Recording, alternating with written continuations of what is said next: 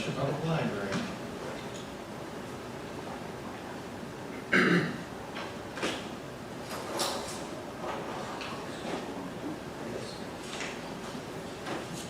Yeah, it's in blue.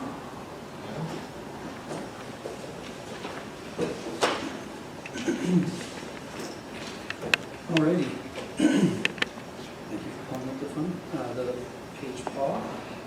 So up at the top, we've got the vast majority of our budget, which is salaries. Salaries and wage changes do not follow the town's agreements. They are a flat 2% COLA and a 1% step for anybody who's eligible for a step. So that's what's reflected in the first two lines, both my salary and the salary of personnel. Hourly personnel, on the other hand, is jumping significantly. Part of that was savings I was able to realize last year due to a vacancy. We are filling that vacancy this year. On top of that, minimum wage going to $15 plus compression adjustments for staff at the lower end of the hourly scale. To put it in perspective, there are 63 people who work at the Webster Public Library right now, and 57 of them are part-time. So there's a chunk of folks who are getting minimum wage or compression adjustments that would go beyond just a simple 2% COLA. Moving down, we've got, I'm going to go down to the conference line. Deputy Supervisor Cataldi, I thank you for your comments about investing in your staff. I am asking that we restore pre-COVID level funding. That's $500 per full-time librarian, excluding myself, to be able to allow librarians to continue bettering themselves. You may have heard that one of our librarians, Jenny Paxton, won Rochester Regional Library Council's Public Library All-Star of the Year this year. And so I'm trying to continue to help the librarians grow. This is just the previous amount that was budgeted for before COVID. So it's $500 flat per librarian. Again, not including myself, as we can raise private funds to send me to anything that we can go to. Moving down, we've got the telephone. I'm actually increasing this a little bit per the actual in 2022. I would really hope, working with Steve, I might even be able to reduce this over the next year, but that's dependent on a couple of unknowns at this point. So I'm budgeting a small increase there. Moving down, I'm expecting a significant decrease in usage of our credit card. Fewer transactions due to fewer fines means fewer fees that we owe credit card companies. Our budget for the rent itself, and again, thanks to Paul for separating out the two line items that are a significant portion of our budget. The rent is flat this year. I'm expecting about a 4% increase in common area charges and taxes. Looking into historical data, there seem to be some cyclical elements. A good example might be striping the parking lot, for example. While we're not responsible for that, it does come back to us in the form of common area charges. Going down to rentals, repairs, and building services contracts, these are due to increases. I'm going to sound a lot like Art here. Service providers are demanding increases, and we are in an aging building. You all may have heard that a sprinkler pipe failed in the space next to the library last week and resulted in flooding. So we continue to work with what we've got and try and keep things running. So that's what the majority of this is rentals, repair of equipment, and building service contracts. Automation, this is actually our membership to the Monroe County Library System. This has been flat for 3 years. The system works really hard to not try to pass on increased costs to members. So it's been flat for 3 years. They're asking for a 1.5% increase this year. As a reminder, they provide our cataloging system, the trucks that deliver our books, our internet, steep discount on that internet. So it's a completely fair request after 3 years of flat fees. Subscriptions, this is really just a new line item that we teased out to try and highlight The purchases of books are very different from the purchases of things like magazines. Magazines are subscriptions. They work differently, and so we kind of teased that out from other areas to try and highlight the cost of continuing resources. Library materials, much like last year, I'm asking for a $10,000 increase. It's kind of that slow, steady increase I hope to get us up to our peer libraries, the other large libraries in Monroe County. The target there is around $200,000 in this year's dollars. So obviously, 8 more years we'll be there, and we'll try to adjust that as we get there. Sorry? With inflation, you'll still be 50,000 more. I will be behind, that's right. But it's not a race, or it's not a sprint, it's a marathon, right? Library databases, this again, much like the subscriptions, these are online resources. The biggest change here is we added a software to allow for better scheduling. All of our scheduling is being done on paper. This allows not only supervisors to be able to reconcile more quickly, but also allows staff to swap shifts, for example, when they have other commitments. Cleaning supplies, the cost is going up, and we are anticipating that as well. Office supplies, costs are not going up here quite so much as the increase in purchase of library materials requires that we increase the amount of the protection, basically, of our things, of our materials. So books get Mylar covers, for example. As we increase our purchases of books, both with the increase awarded by the town as well as private money that's been increasing, we need a little bit more to be able to cover all those books. So that's the increase there. Natural gas, I'm sincerely hoping for a decrease here. We, through a donation from the Webster Library Foundation, we were able to install new thermostats and new sensors, which hopefully gives us a better and more efficient operation of our HVAC. We've seen a decrease in the usage of both natural gas and electric since the installation of some of these more efficient technologies. Which brings me to the next line, which is electric. I am estimating that we will actually come in under 68,000, and the reason being is that as I put this budget together earlier this year, I've been tracking the impact of the LED lights that we've installed. So far this year, from January to June in 2022, we used about 216,000 kilowatts, which ran us about $35,000 January to June. 2023 so far, we've only used 159,000 kilowatts per hour, and it's cost us about $22,500. If you take that decrease proportionally for the entire year, and then adjust for the 16% increase that RG&E is proposing, we're looking at about an expenditure of $55,000. So I'm hoping that this continues, and I should note that thanks to the commitment from Assemblyman Langelo, we've got another $20,000 coming in to replace LED lighting later this year, on top of the $5,000 or $6,000 that we were able to get through rebates from those installations. So I'm sincerely hoping that despite the price increase, we can reduce our usage. And the water comes through the county as normal, so we're seeing just expecting a small increase there.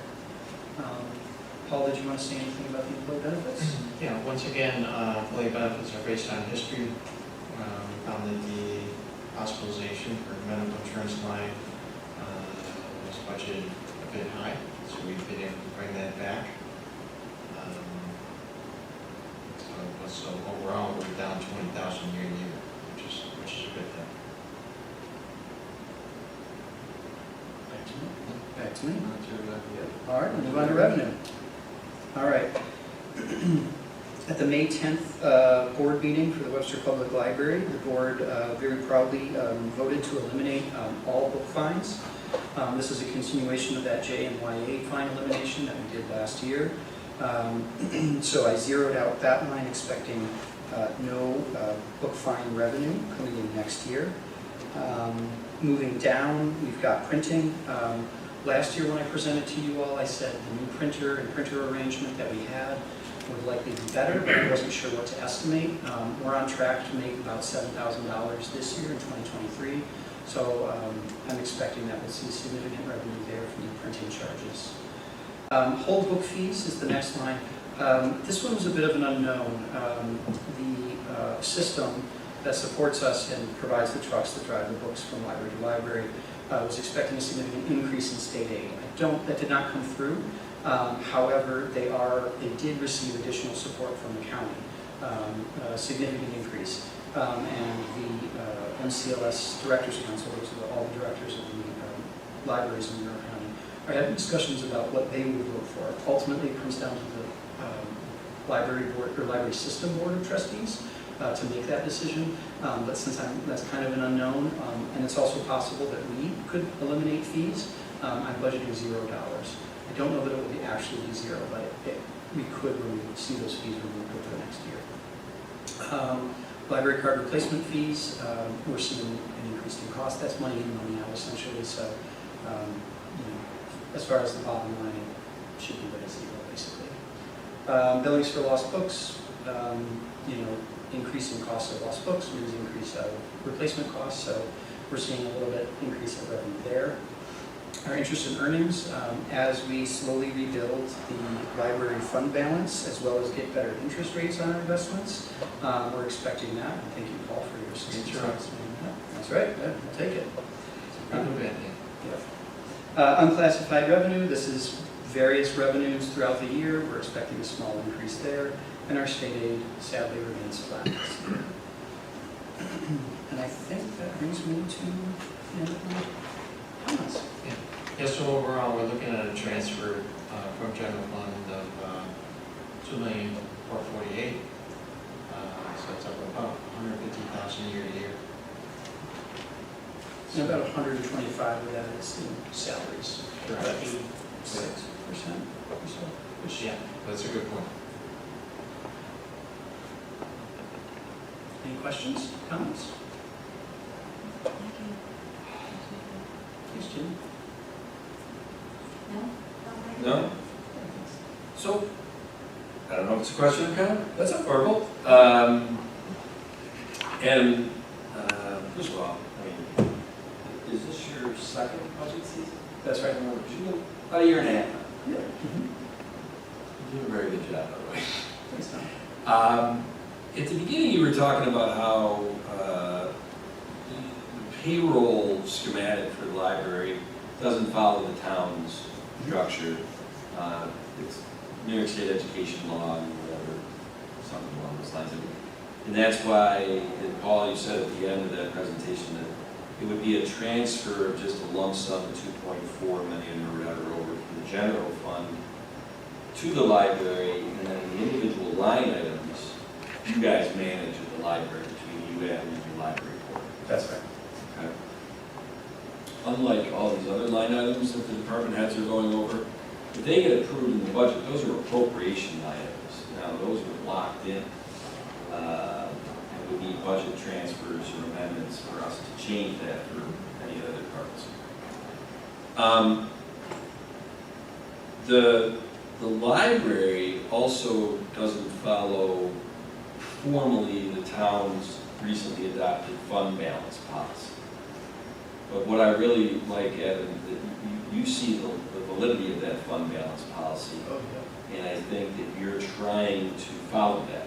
Yep. I don't know That's if, right. I don't know if you've had discussions with the library board and they're like, yeah, I think that's a good idea for us, especially in light of the fact, I don't think I'm breaking any confidentiality, you'd like to see that balance grow, because someday, what is it now, 9 years, 2 months, 16 days?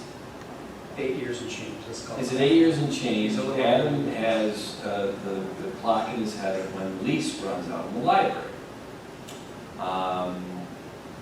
So there's thoughts that maybe there'll be a new library building built or a building purchased and ownership in the future for the library by the town instead of renting it. And I happen to think that from what I've seen, that probably is a good thing.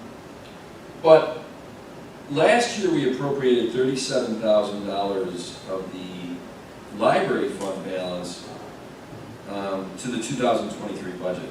And essentially what that did is it lowered how much we had to transfer over from the general fund by $37,000. Is that correct, Paul? That's correct. But this year's budget, we have no appropriated fund balance coming over from the library? Not at this point. Okay. All right, and so the $37,000 from last year, we're 6 months into the year. I mean, sooner, someday we'll have the actual results in 2023. And it may end up that your actual expenses and all that stuff and revenues, you didn't need that $37,000 this year. Yeah, there's a good chance that, so by appropriating 37,000, we're basically saying we think library fund will lose $37,000 for 2023. So in other words, our expenses will be higher than the revenues. That doesn't always happen. Some of the expense accounts run less than what you're originally budgeting, you end up gaining some surplus. And if I was to guess, I'd probably say they probably will gain a bit, even though we budgeted to lose 37. Okay. Yeah, we have a better handle on that. But Yeah, I mean, at this point, I have been very budget conscious, and with, again, not telling any secrets, I think I've been pretty transparent about this. I would like to see the fund balance Yep. reach that town policy, whether, and certainly our board could adopt an official policy. I've been using that as my guidelines. In many ways, I try to, follow the town wherever possible. And so I would like to see that fund balance raised, especially in anticipation of if something catastrophic happened, like that flood, we were able to get out with no damage due to fast-acting staff, which was really phenomenal. But we could be in a different situation here. So, and just to be clear, the fund balance policy basically states that we would like to see fund balance fall between 15% and 50% of the annual actual expenditures. Like the library, is it safe to use 2.4 million as the annual? The minimum would be 15% of that, which would be $360,000. The max, like Max would be like $1.2 million. All right, I hope that didn't feel like a deposition, Adam, I just. no, it's a fair question. That's all I got. Thanks. Thank you, everyone. Thanks, Adam.